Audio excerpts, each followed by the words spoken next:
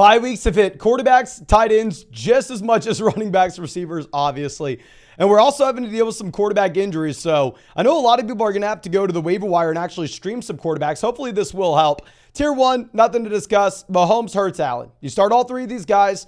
I am going to have Hurts at 2. I understand that, yes, disappointed against the Jets last week. Very tough matchup going up against the Miami Dolphins. You know what? As we talk about this out loud, I actually am going to be moving him up to 1 just because this should be the highest scoring game of the week. You do have a higher implied team total for Mahomes at 28.25, but Hurts is right there with 27.5 for the Eagles. And obviously, Hurts will monopolize more points in his offense than Mahomes will in his own, given the fact that Jalen Hurts does pretty much just print rushing touchdowns at this point. We will have Josh Allen down there at 3, going up against New England. The issue is going up against the Patriots, you have no shot whatsoever for them to have to get into a shootout in the second half, right? We know that Patriots have arguably the worst offense in the NFL. Now, dropping down to tier 2, we are going to have Tua coming in at 4. In that most exciting game of the week, going up against the Philadelphia Eagles, you have the Miami Dolphins with an implied team total of 25 points. Typically, they're scoring a lot on the ground. Typically, you're seeing Mostert, Devon Achane touchdowns. But maybe it's going to be a little bit different this week, just considering the fact that, you may have to throw to keep up with this Eagles offense in the second half. The Eagles are actually 2.5-point favorites. Now, Lamar will be our next quarterback at 5. Lamar is a favored quarterback going up against the Detroit Lions by about 3 points here. Implied team total slightly over 22 points, but keep in mind, with Lamar Jackson, this will be a quarterback that obviously is going to monopolize a lot of these points in his offense as well, similar to Jalen Hurts, just given what he can do as a rusher. And I understand maybe we haven't liked the passing volume as of late in Baltimore, but you never drafted Lamar for a hyper-productive passing season. You're obviously going with this guy for his rushing ceiling.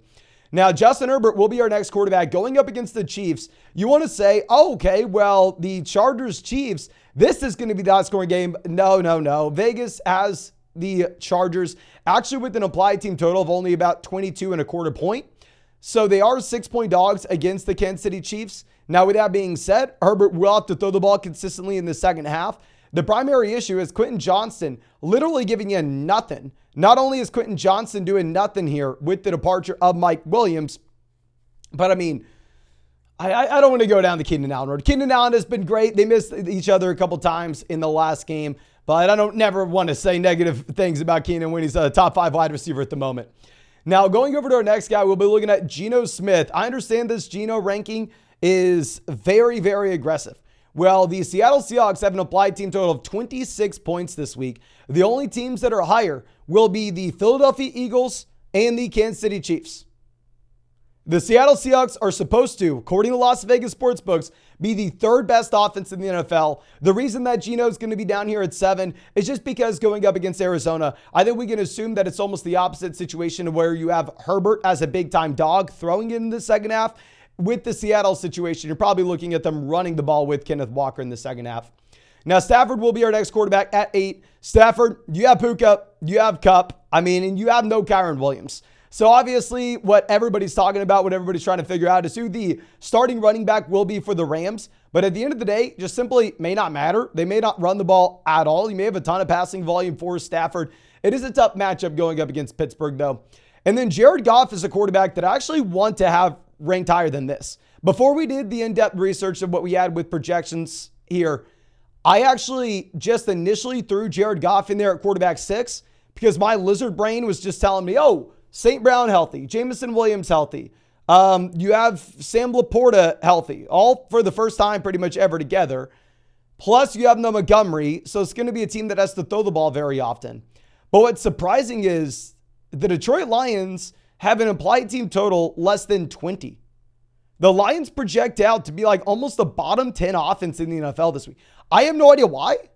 I don't know what Vegas is seeing here. Maybe no David Montgomery actually means that much for this team. But it is what it is. I still think Goff is a top 10 QB. Jordan Love will be our next guy at 10. Going up against Denver, on paper, maybe Love should be higher than Goff. Implied team total of about 23.25 points. I just simply can't do it. It is the best matchup you could ever imagine, though, obviously, going up against the worst defense in the NFL. then Brock Purdy at 11 will be very difficult to rank right now because we are having to figure out what's going to happen with Debo, what's going to happen with CMC, what's the availability of these weapons for Brock Purdy this game. What sucks is this is that later game past the main slate. So also if you're sitting here going, oh, well, I would start Purdy if he had CMC and if he had Debo Samuel good to go, or I'm going to go Jordan Love if he doesn't. It's very difficult to figure that out just because we're not going to get the clarity by the time by the time another team kicks off because the 49ers play so late. Now, our next tier, Deshaun Watson, we really have no clarity either. Applied team total right now of 21 points in this offense for the Browns. Not a horrendous matchup going up against Indy. Deshaun Watson obviously has upside. If you were to ask me to rank our rest of season rankings, Deshaun Watson would actually be significantly higher than this, but it's just very difficult to figure out with him dealing with the shoulder injury. Cousins will be all the way down at 13. Obviously, Cousins has been significantly better than this season. The issue is you have no Jefferson, plus the fact you're going up against the San Francisco 49ers. I mean, very hard to project Kirk Cousins out to be a quarterback one this week, even with how many buys we are dealing with. Ultimately, horrendous matchup. You have an applied team total of 18.5 points, which is actually only higher than our next quarterback. We will throw Trevor Lawrence here. At the time of this recording, we have no idea if Trevor Lawrence will play or not. Now, I will say if Lawrence does play, then I'm still not going to be super excited to go through and put him in our starting lineup. You do have to be a little bit concerned about what we are going to have with his health, plus the implied team total right now is only at 18 points, which does kind of indicate that Lawrence is either not healthy or he's just not going to play at all if he does play. Now, Derek Carr will be our next quarterback at 15 in the same game with Derek Carr. They're favored over Jacksonville, so maybe you're running the ball. The primary issue is he's just not going to be in as good of an offense this week as what we have with like Jordan Love, Brock Purdy, and Derek Carr has no rushing upside either, right? So if you have no rushing upside and your offense really isn't going to put up a ton of points, it is difficult to go out there and get too excited about starting you. Now, I will say we can get very excited about taking advantage of the Derek Carr special pick'em, more than less than half a total yard on Underdog Fantasy this week. And of course, if you want to get that, or if you want to get a LeBron special pick'em for NBA kickoff as well, more than less than half a point scored. Both those will be on Underdog Fantasy. Link in the description, link in the comment section. Promo code FLOCK, 100% deposit match, plus our rest of season fantasy football rankings and tiers. And my favorite pick'ems outside of that this week will be Travis Etienne for more than 60 rushing yards. Now, Russell Wilson will be our next QB here at 16. With Russ, I mean, the projected points actually have them higher than a few of these other guys. It's just so damn difficult for me to ever go out there and say publicly, start Russell Wilson.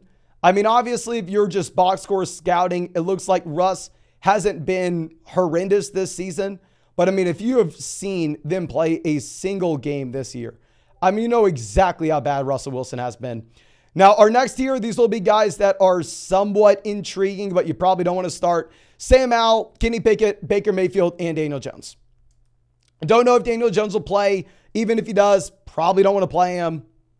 Maybe you can bump up Sam Howell. Like, we'll put Sam Howell in the tier above, because Sam Howell has been decent. You have an applied team total of 21 points here. I mean, ultimately, I just don't want to get too hyped on Howell just because he threw 3 touchdowns and then had a bunch of passing yards in a garbage time Chicago Bears game.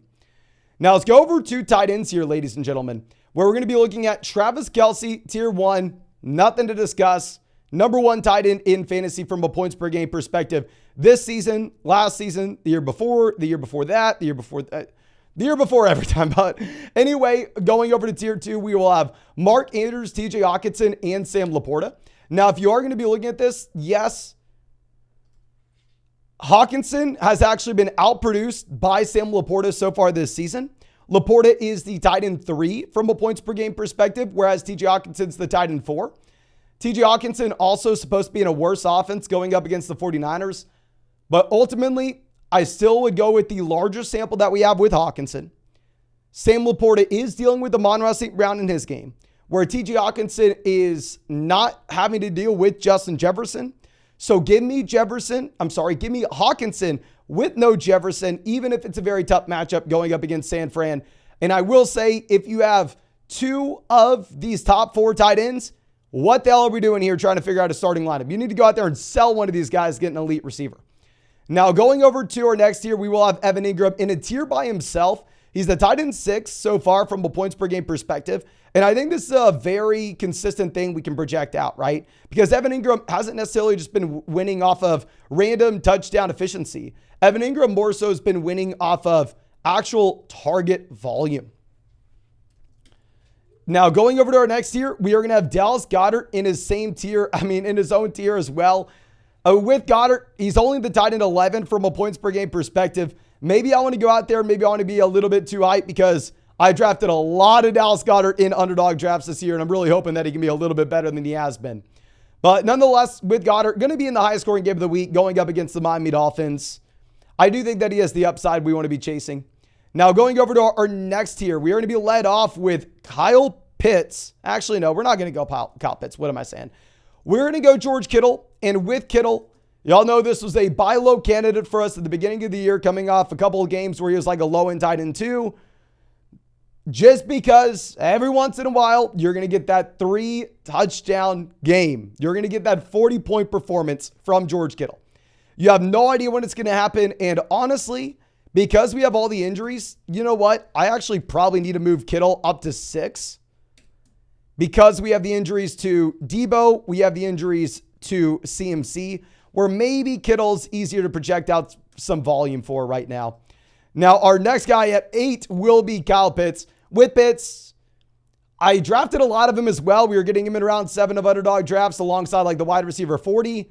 I don't want to come out here and say like, great pick. Now, obviously, Pitts has been decent over the past few weeks, but I can't be excited because if you are a tight end in a tight end by committee in one of the worst passing offenses in the NFL, can we expect the production we've had over the past 2 weeks to continue? Probably not. Darren Waller, our next guy. Darren Waller is someone we were avoiding like the plague this year. Maybe if this offense gets healthier going up against Washington, keep in mind this is one of the worst defenses in the NFL when it comes to stopping options in the receiving game.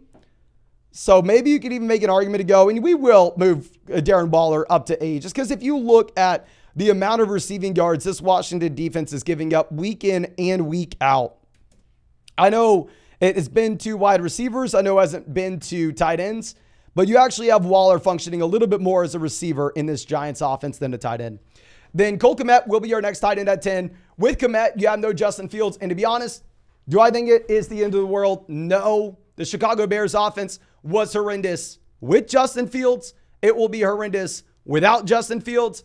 It's going to be bad regardless. I think it's probably a little bit worse with no Justin Fields. But nonetheless, where you're going to see is possibly the same thing that's played out in Indianapolis, where even if the team's scoring less points overall, just because you don't have that rushing quarterback in there, you may actually have more passing volume in the offense, even if it's a little worse.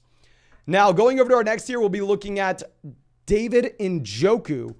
I'll put David Njoku, Pat Freiermuth back and back because these guys really haven't given us much this year. Obviously, they've dealt with injuries. I don't know if we want to call David Njoku's burn incident an injury. Feel very, very bad for the man, of course. It is unbelievable he's going out there and playing the game of football. We don't know if Deshaun Watson's going to be good to go or not. If Watson's good, probably a little bit more excited about this Browns offense. Freiermuth should be good to go. And the reason we're going to have him ahead of Tyler Higbee here is if you do look at Tyler Higbee, he's been great this season. He's actually been better than what you've had with Pat Freiermuth and David Njoku. But why we were calling Tyler Higbee a sell-high player 2 to 3 weeks back is because once you get Cooper Kupp in this offense, just the amount of passing volume that's going to be allocated for the tight end position when you have a massive target share going to Kupp and Puka still being involved, it's hard to imagine Higbee consistently getting volume. Then our next tier will be Jonnu Smith. With Jonnu Smith, actually the tight end 9 from a points per game perspective. I just don't think he can keep it up, right? Ultimately, at the end of the day, if you are the second tight end or in a tight end by committee with anybody in Atlanta, very similar to how we were expecting Kyle Pitts to come back down to earth, I think Jonnu will as well. Logan Thomas, our next guy. Logan Thomas is actually the tight end 9 from a points per game perspective as well. Very bad this past week. Very difficult to project this out. So I don't know.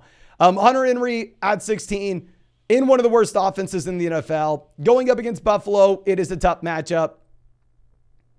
I don't know. Luke Musgrave at 20. With Musgrave, I mean, the majority of his production came in games where you had no Christian Watson and Aaron Jones. It's a very good matchup going up against Denver. I just don't know what the target share is going to be going to the tight end position here is. Dalton Kincaid at 18. I'm assuming he'll be back and good to go from the concussion. But with that being said, you're still a tight end and a tight end by committee in Buffalo. I mean, you have some touchdown upside just because you play in Buffalo, which is why we'll rank you here.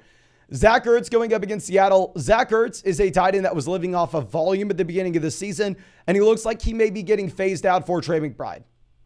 So while Ertz has been viable, he's been the tight end 15 from a points per game perspective. McBride's coming on. Ertz is kind of fading out. Then Michael Mayer, Gerald Everett will be our next two guys. With Michael Mayer, I definitely think that he's an intriguing pickup as a tight end too. Say if your starting tight end is Cole Kmet right now.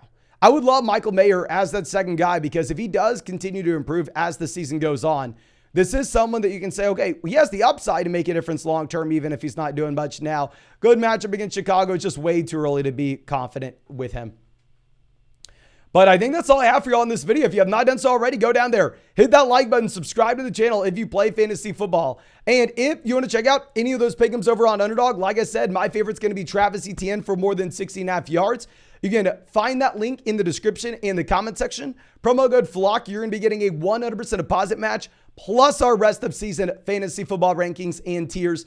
And on top of that, a Derek Carr special pick'em, more than less than half a total yard for Thursday night. And on top of that, a LeBron special pickup, more than less than half a point for NBA tip-off. So please make sure you are taking advantage. But I think that's all I have for you. Again, thank you so much, ladies and gentlemen. I really do appreciate you and really hope we get to see you out in the live stream later tonight.